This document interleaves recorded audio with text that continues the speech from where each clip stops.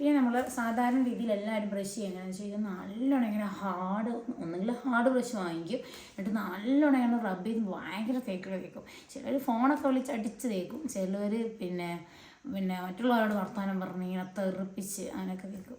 ശരിക്കും അങ്ങനെ തേക്കാനേ പാടില്ല. നമ്മളുടെ ഇത് തന്നെയാണ് ഇനാമൽ, ഏറ്റവും മുകളിലുള്ള കോട്ടിങ്ങാണ് ഇനാമൽ എന്ന് പറയുന്നത് പല്ലിൻ്റെ. അപ്പോൾ ഇങ്ങനെ നമ്മൾ നല്ല ബാറിലൊക്കെ ഇങ്ങനെ തേക്കുകയാണെങ്കിൽ നമ്മൾ ഇനാമൽ പോകും. ചിലവരുടെ നമ്മളിങ്ങനെ പല്ല് നോക്കുകയാണെങ്കിൽ ഈ മേലെ ഇങ്ങനെ ഒരു സോസർ ടൈപ്പ് ഉണ്ടാവും, എല്ലാ പല്ലിൻ്റെയും മേൽഭാഗത്ത് ഇങ്ങനെ ഒരു കുഴിയായിട്ട് മേലെ ഒരു ഭാഗം. അപ്പോൾ ആയിരിക്കും കുറേ കഴിഞ്ഞിട്ട് ഇവർ പറയും ഇതെന്താ ഇങ്ങനെ എൻ്റെ പല്ലിന് 2 തട്ടി പോലെ വന്നു, ഇതെന്താണ്. അപ്പോഴത്തേക്കും ഇവരുടെ ബ്രഷിങ് ഇങ്ങനെ നല്ലോണം ആവുമാണ് അങ്ങനെ വരിക. പിന്നെ ചിലവർക്ക് നല്ലോണം ഈത്തപ്പഴമൊക്കെ അല്ലെങ്കിൽ തണുത്ത വെള്ളമൊക്കെ കുടിക്കുമ്പോൾ ഭയങ്കര സെൻസിറ്റിവിറ്റി വരും. അപ്പോഴാണ് ശ്രദ്ധിക്കുക. അപ്പോഴത്തേക്കും ഇത്രയും ആയിട്ടുണ്ടാവും. അപ്പോൾ നമ്മൾ സാധാരണ രീതിയിൽ പല്ല് തേക്കേണ്ടത് എങ്ങനെയാണെന്ന് വെച്ച് കഴിഞ്ഞാൽ മുകളിലുള്ള പല്ലാണെങ്കിൽ മേലെ നിന്ന് താഴേക്ക് ഇങ്ങനെ ചെയ്യുക. അതും സോഫ്റ്റ് ബ്രഷാണ് ഏറ്റവും നല്ലത്. മുകളിൽ നിന്ന് താഴേക്ക് ചെയ്യുക, അകത്തുനിന്ന് ഇങ്ങനെ പുറത്തേക്ക് ചെയ്യുക. താഴത്തെ പല്ലാണെങ്കിൽ താഴെ മേലേക്ക് ചെയ്യുക, അകത്തുനിന്ന് ഇങ്ങനെ ചെയ്യുക. ലാസ്റ്റ് ഒന്ന് സർക്കുലർ, അതായത് ഒന്ന് റൗണ്ട് ചെയ്യുക മൊത്തത്തിൽ. ഇങ്ങനെയാണ് ബ്രഷിങ് രീതി എന്ന് പറയുന്നത്. അല്ലാണ്ട് അടിച്ച് അങ്ങോട്ടും ഇങ്ങോട്ടും തേക്കരുത്. അതുപോലെ ഹാർഡ് ബ്രഷ് യൂസ് ചെയ്യേണ്ടതെന്നേ ഞാൻ പറയുള്ളൂ. ഞാൻ സാധാരണ പേഷ്യൻസിനോട് ഹാർഡ് ബ്രഷ് ഒഴിവാക്കാനാണ് പറയുന്നത്. പിന്നെയുള്ളത് ചിലർ നല്ല ഉമിക്കരി മാവിലൊക്കെ അങ്ങോട്ട് കുഴച്ച് അരച്ച് അങ്ങനെയൊക്കെ തേക്കും, നല്ല വെട്ടി തിളങ്ങുന്നൊക്കെ പറയും. ശരി, അങ്ങനെ ചെയ്യാൻ പാടില്ല. അപ്പം ഭയങ്കര ക്വസ്റ്റ്യൻ വരുന്നൊരു കാര്യമാണ്. പണ്ടത്തെ ആൾക്കാരൊക്കെ ഭയങ്കര അതിൽ ഉപയോഗിച്ചുകൊണ്ടിരുന്നത്, എന്നിട്ടൊന്നും പല്ലിൽ വെച്ചിട്ടില്ല, ഒരു മണിക്ക് പോലും പല്ലുണ്ടായിരുന്നു. പക്ഷെ ആ സമയത്തുള്ള കാര്യം നമ്മൾ പറയുകയാണെങ്കിൽ അവൻ്റെ ഫുഡ് മാറ്റം ഉണ്ടായിരുന്നു. അവർ നല്ലോണം കൃഷി ചെയ്ത് ഉണ്ടാക്കി കരിമ്പൊക്കെ കടിച്ച് കുറച്ച് തിന്ന് അങ്ങനെയൊക്കെയാണ് അവർ ജീവിച്ചുകൊണ്ടിരുന്നത്. ഇപ്പോൾ ആരെങ്കിലും അങ്ങനെയൊക്കെ ചെയ്തിട്ടുണ്ടാവും? ഇല്ല. ഇപ്പോൾ നമ്മളെ ഫുഡും കണ്ടിനെല്ലാം മാറി നമ്മൾ ഫുൾ അധികം ഒന്നെങ്കിലും ഹോട്ടലിലായിരിക്കും, അല്ലെങ്കിൽ വീട്ടിൽ നിന്ന് ഉണ്ടാക്കുന്ന പച്ചക്കറിയൊക്കെ കഴിക്കുന്നവരൊക്കെ വളരെ റെയറാണ്. അപ്പോൾ ഫുഡിൻ്റെ ഇത് മാറുന്നതനുസരിച്ചിട്ട് നമ്മുടെ പല്ലുകൾക്കുള്ള ഉറപ്പും കുറയും. പിന്നെ ഇതിൽ ഞാൻ വളരെയധികം ശ്രദ്ധിക്കേണ്ട വേറൊരു കാര്യം പറഞ്ഞു വെച്ചാൽ ചിലർ ഫുഡ് നമ്മൾ ശ്രദ്ധിക്കണം. ഇപ്പം ബ്രഷിങ് ഇതൊക്കെ ശ്രദ്ധിച്ചു, ഞാനിപ്പോൾ നന്നായി ഇങ്ങനെ ബ്രഷ് ചെയ്യാൻ 2 നേരം ചെയ്യും, നല്ലോണം വെള്ളം കുടിക്കും എന്നൊക്കെ പറയും, എന്നിട്ട് എൻ്റെ പല്ല് നിൽക്കുന്നില്ല അങ്ങനെ പറയുന്നവർ.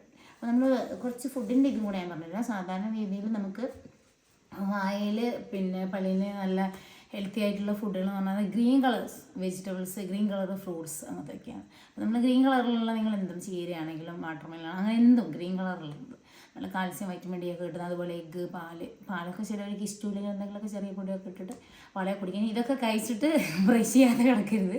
നല്ലോണം കഴിച്ചതിന് ശേഷം നല്ലോണം ഒരു അരമണിക്കൂറോ അല്ല ഒരു കുറച്ച് കഴിയുമ്പോൾ തന്നെ നല്ലോണം മീൻസ് കഴിച്ച് കഴിഞ്ഞിട്ട് നല്ലോണം കുളിക്ക് തുപ്പുക. അന്നേരം തന്നെ പോയിട്ട് പേസ്റ്റ് എടുത്തിട്ട് പല്ലേക്കരുത്, കുളിക്ക് നന്നായി തുപ്പുക.